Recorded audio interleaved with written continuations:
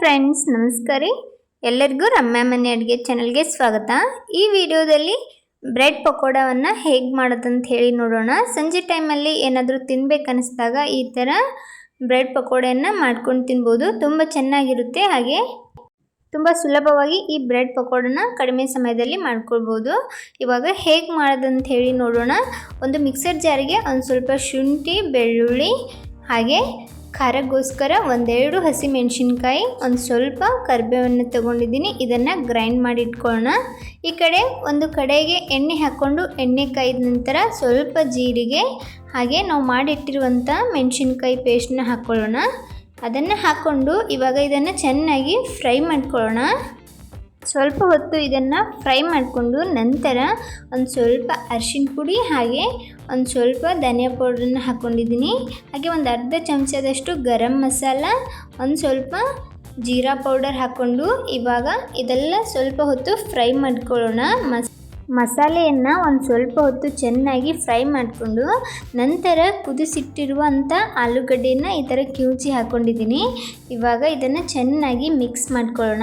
ಮಸಾಲೆ ಜೊತೆ ಎಲ್ಲ ಚೆನ್ನಾಗಿ ಬೆರಿಬೇಕು, ಆ ಥರ ಇದನ್ನು ಮಿಕ್ಸ್ ಮಾಡ್ಕೊಳ್ಳೋಣ. ಸ್ವಲ್ಪ ಹೊತ್ತು ಚೆನ್ನಾಗಿ ಮಿಕ್ಸ್ ಮಾಡ್ಕೊಂಡ ನಂತರ ರುಚಿಗೆ ತಕ್ಕಷ್ಟು ಉಪ್ಪನ್ನು ಹಾಕ್ಕೊಂಡು ಇದನ್ನು ಮಿಕ್ಸ್ ಮಾಡ್ಕೊಳ್ಳೋಣ. ಇದು ತುಂಬ ತೆಳುವಾಗಿ ಇರಬಾರ್ದು, ಸ್ವಲ್ಪ ಡ್ರೈ ಇದ್ರೇ ಚೆನ್ನಾಗಿರುತ್ತೆ. ಅದಕ್ಕೋಸ್ಕರ ಒಂದು ಸ್ವಲ್ಪ ಹೊತ್ತು ಗ್ಯಾಸ್ ಆನ್ ಇಟ್ಕೊಂಡೆ ಇದನ್ನು ಚೆನ್ನಾಗಿ ಹುರ್ಕೊಳ್ಳೋಣ. ಲಾಸ್ಟಲ್ಲಿ ಒಂದು ಸ್ವಲ್ಪ ಕೊತ್ತಂಬರಿನ ಚಿಕ್ಕದಾಗಿ ಕಟ್ ಮಾಡಿ ಹಾಕ್ಕೊಂಡು ಇದನ್ನು ಚೆನ್ನಾಗಿ ಮಿಕ್ಸ್ ಮಾಡಿಕೊಂಡು ಒಂದು ಸ್ವಲ್ಪ ಹೊತ್ತು ಉಮ್ಗೈಸಿದ್ರೆ ಸಾಕು, ರೆಡಿ ಆಗುತ್ತೆ ಪಕೋಡೆಯಲ್ಲಿ ಹಾಕುವಂಥ ಆಲೂ ಪಲ್ಯ. ನೋಡ್ಬೋದು ಇವಾಗ ಇದು ರೆಡಿಯಾಗಿದೆ.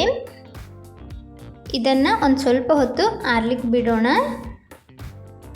ಬಿಸಿ ಬಿಸಿಯಾಗಿ ಹಚ್ಚಿದರೆ ಬ್ರೆಡ್ ಸಹ ತುಂಬ ಸ್ಮೂತ್ ಆಗುತ್ತೆ. ಆರಿದ ನಂತರ ಇದನ್ನು ಬಳಸ್ಕೊಳ್ಳೋಣ. ಇದು ಆರೋವರೆಗೂ ಒಂದು ಮಿಕ್ಸಿಂಗ್ ಬೌಲ್ ತೊಗೊಂಡು ಅದಕ್ಕೇ ಒಂದೆರಡು ಬೌಲ್ನಷ್ಟು ಕಡಲೆ ಹಿಟ್ಟನ್ನು ತೊಗೊಂಡಿದ್ದೀನಿ.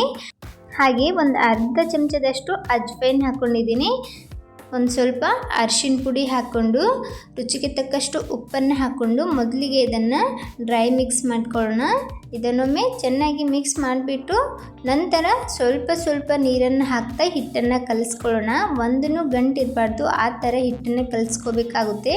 ಹಾಗೆ ತುಂಬ ಗಟ್ಟಿನೂ ಇರಬಾರ್ದು, ಹಾಗೆ ಪೂರ್ತಿ ತೆಳುವಾಗಿಯೂ ಸಹ ಆಗಬಾರ್ದು.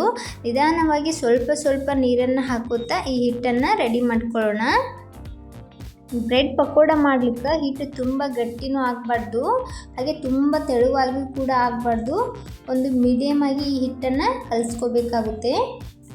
ನಾನಿಲ್ಲಿ ಸ್ವಲ್ಪ ಸ್ವಲ್ಪ ನೀರನ್ನು ಹಾಕ್ತಾ ಹಿಟ್ಟನ್ನು ಕಲಿಸ್ತಾ ಇದ್ದೀನಿ. ಈ ಥರ ಬ್ಯಾಟರ್ ಇರಬೇಕು. ಇವಾಗ ಈ ಹಿಟ್ಟು ರೆಡಿಯಾಗಿದೆ. ಇದನ್ನು ಒಂದು ಸ್ವಲ್ಪ ಹೊತ್ತು ರೆಸ್ಟಿಗೆ ಇಟ್ಕೊಳ್ಳೋಣ. ನಂತರ ಇದು ಒಂದು ಸ್ವಲ್ಪ ಗಟ್ಟಿ ಅನಿಸಿದ್ರೆ ನೀರನ್ನು ಹಾಕ್ಕೊಂಡು ಪಕೋಡ ಮಾಡ್ಕೊಳ್ಬೋದು. ಈ ಪಕೋಡೆ ಮಾಡ್ಲಿಕ್ಕೆ ನಾನಿಲ್ಲಿ ನಾರ್ಮಲ್ ಬ್ರೆಡ್ ಬರುತ್ತಲ್ಲ, ಮೈದಾ ಹಿಟ್ಟಿನ ಬ್ರೆಡ್ಡನ್ನು ತೊಗೊಂಡಿದ್ದೀನಿ. ಅದೇ ನಾರ್ಮಲ್ ಬ್ರೆಡ್ ತೊಗೊಂಡ್ಬಿಟ್ಟು ಅದಕ್ಕೇ ಇವಾಗ ಒಂದು ಬ್ರೆಡ್ಡಿಗೆ ಈ ಥರ ರೆಡಿ ಮಾಡಿಟ್ಟಿರುವಂಥ ಆಲೂ ಪಲ್ಯನ ಹಚ್ಕೊಳ್ಳೋಣ.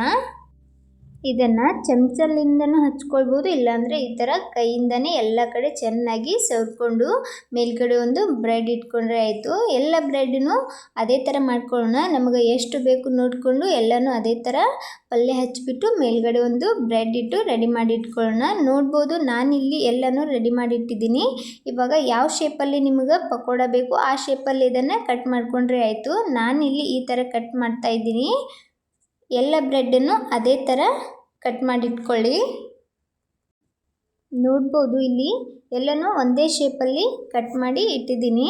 ನಿಮಗೆ ಎಷ್ಟು ಬೇಕು ಅಷ್ಟನ್ನು ಮಾಡ್ಕೊಳ್ಬೋದು. ನೀವು ಬೇಕಾದರೆ ಇದನ್ನು ಚೌಕಾಗಿ ಕಟ್ ಮಾಡಿಕೊಂಡು ಚಿಕ್ಕ ಚಿಕ್ಕ ಪೀಸ್ಗಳಾಗಿ ಮಾಡ್ಕೊಳ್ಬೋದು. ಈ ಕಡೆ ಹಿಟ್ಟೇನು ರೆಡಿ ಮಾಡಿ ಇಟ್ಟಿದ್ವಿ, ಅದಕ್ಕೇ ಒಂದು ಸ್ವಲ್ಪ ನಾನಿಲ್ಲಿ ಬೇಕಿಂಗ್ ಸೋಡಾ ಹಾಕ್ಕೊಂಡಿದ್ದೀನಿ. ಸೋಡಾ ಹಾಕ್ಕೊಂಡು ಅದನ್ನು ಚೆನ್ನಾಗಿ ಒಂದು ಸ್ವಲ್ಪ ಮಿಕ್ಸ್ ಮಾಡ್ಕೊಳ್ಳೋಣ. ಇದನ್ನು ಮಿಕ್ಸ್ ಮಾಡಿದ ನಂತರ ನಾನಿಲ್ಲಿ ಚೆನ್ನಾಗಿ ಕಾಯ್ದಿರೋ ಎಣ್ಣೆನ ಇದಕ್ಕೆ ಸೇರಿಸ್ತಾ ಇದ್ದೀನಿ. ಒಂದು 4 ಟೀ ಸ್ಪೂನಷ್ಟು ಎಣ್ಣೆಯನ್ನು ಹಾಕ್ಕೊಂಡು ಇದನ್ನು ಮಿಕ್ಸ್ ಮಾಡ್ಕೊಳ್ಳೋಣ. ಹಿಟ್ಟು ಅಷ್ಟೇನು ಗಟ್ಟಿ ಅನಿಸಿಲ್ಲ, ಹಾಗೆ ತುಂಬ ತೆಳುವಾಗಿಯೂ ಅನಿಸಿಲ್ಲ, ಕರೆಕ್ಟಾಗಿತ್ತು ಹಿಟ್ಟು. ನಾನಿಲ್ಲಿ ನೀರನ್ನು ಆ್ಯಡ್ ಮಾಡಲಿಕ್ಕೆ ಹೋಗಿಲ್ಲ. ಇವಾಗ ಬ್ರೆಡ್ ಪಕೋಡೆನ ಹೇಗೆ ಬಿಡಬೇಕಂತ ಹೇಳಿ ನೋಡೋಣ. ನಾನಿಲ್ಲಿ ಒಂದು ಬ್ರೆಡ್ ಸ್ಲೈಸನ್ನು ತೊಗೊಂಡಿದ್ದೀನಿ. ಅದನ್ನು ತೊಗೊಂಡ್ಬಿಟ್ಟು ಮೊದಲಿಗೆ ಸುತ್ತಲೂ ಅದನ್ನು ಡಿಪ್ ಮಾಡಿಕೊಂಡು ನಂತರ ಒಂದು ಸೈಡ್ ಡಿಪ್ ಮಾಡಿ ಇನ್ನೊಂದು ಸೈಡ್ನೂ ಸಹ ಡಿಪ್ ಮಾಡಿಕೊಂಡು ಇದನ್ನು ಒಂದು ಸ್ವಲ್ಪ ಈ ಥರ ಎತ್ತಿ ಇಟ್ಕೊಳ್ಳಿ. ಅದು ಹಿಟ್ಟೆಲ್ಲ ಸೋರಬೇಕು ಕೆಳಗಡೆ, ಆವಾಗಲೇ ಚೆನ್ನಾಗಿ ಪಕೋಡ ರೆಡಿ ಆಗುತ್ತೆ. ನೋಡ್ಬೋದು ಈ ಥರ ನಿಧಾನವಾಗಿ ಎಣ್ಣೆಗೆ ಬಿಟ್ಕೊಳ್ಳಿ. ನಾನಿಲ್ಲಿ 2 ಪಕೋಡೆಯನ್ನು ಒಮ್ಮೆಲೇ ಬಿಟ್ಟಿದ್ದೀನಿ. ಒಂದು ಸೈಡ್ ಚೆನ್ನಾಗಿ ಫ್ರೈ ಆದ ನಂತರ ಇನ್ನೊಂದು ಬದಿಯಲ್ಲಿ ಅದನ್ನು ಹಾಕ್ಕೊಂಡು ಫ್ರೈ ಮಾಡಿಕೊಳ್ಳಿ. ಪಕೋಡೆನ ಹಾಕುವಾಗ ಒಂದು ಸ್ವಲ್ಪ ಹುಷಾರಾಗಿ ಪಕೋಡೆಯನ್ನು ಹಾಕ್ಕೊಳ್ಳಿ. ಪಕೋಡೆ ಸ್ವಲ್ಪ ವಜನ್ ಇರುತ್ತೆ, ಎಣ್ಣೆ ಒಳಗೆ ಬಿಡುವಾಗ ತುಂಬ ಹುಷಾರಾಗಿ ಪಕೋಡೆನ ಬಿಟ್ಕೊಳ್ಬೇಕಾಗುತ್ತೆ. ನೋಡ್ಬೋದು 2 ಸೈಡು ಚೆನ್ನಾಗಿ ಕಲರ್ ಬರೋವರೆಗೂ ಫ್ರೈ ಮಾಡಿಕೊಂಡ್ರೆ ಆಯಿತು, ಪಕೋಡೆ ರೆಡಿ ಆಗುತ್ತೆ. ನೋಡ್ಬೋದು ಎಷ್ಟು ಚೆನ್ನಾಗಿ ಕಲರ್ ಬಂದಿದೆ ಅಂಥೇಳಿ. ಮೇಲ್ಗಡೆ ಸ್ವಲ್ಪ ಕ್ರಿಸ್ಪಿಯಾಗಿರುತ್ತೆ, ಒಳಗಡೆ ಸ್ಮೂತ್ ಇರುತ್ತೆ, ತುಂಬ ಚೆನ್ನಾಗಿರುತ್ತೆ ತಿನ್ನಲಿಕ್ಕೆ. ಉಳಿದಿರುವ ಬ್ರೆಡ್ ಸ್ಲೈಸನ್ನು ಕೂಡ ಇದೇ ಥರ ನಿಧಾನವಾಗಿ ಹಾಕ್ಕೊಂಡು 2 ಕಡೆ ಚೆನ್ನಾಗಿ ಕಲರ್ ಬರೋವರೆಗೂ ಫ್ರೈ ಮಾಡ್ಕೊಳ್ಳೋದು. ನಾನಿಲ್ಲಿ ಎಲ್ಲನೂ ಫ್ರೈ ಮಾಡಿಟ್ಕೊಂಡಿದ್ದೀನಿ. ಒಂದು ಪ್ಲೇಟ್ಗೆ ಕೆಚಪ್ ಜೊತೆ ಸರ್ವ್ ಮಾಡ್ಕೊಂಡಿದ್ದೀನಿ. ನೋಡ್ಬೋದು ಎಷ್ಟು ಚೆನ್ನಾಗಿ ಕಲರ್ ಬಂದಿದೆ ಅಂಥೇಳಿ. ಟೇಸ್ಟ್ನು ಕೂಡ ತುಂಬ ಚೆನ್ನಾಗಿರುತ್ತೆ, ಮೇಲ್ಗಡೆ ಕ್ರಿಸ್ಪಿಯಾಗಿ ಖಾರವಾಗಿ ತುಂಬ ರುಚಿಕರವಾಗಿರುತ್ತೆ. ನೀವು ಸಹ ಒಮ್ಮೆ ಟ್ರೈ ಮಾಡಿಬಿಟ್ಟು ಹೇಗಾಗಿತ್ತು ಅಂತ ಹೇಳಿ ಕಮೆಂಟ್ ಮಾಡೋದು ಮರಿಬೇಡಿ. ವಿಡಿಯೋ ಇಷ್ಟ ಆದರೆ ಲೈಕ್, ಶೇರ್ ಆ್ಯಂಡ್ ಸಬ್ಸ್ಕ್ರೈಬ್ ಮಾಡಿ. Thanks for watching video.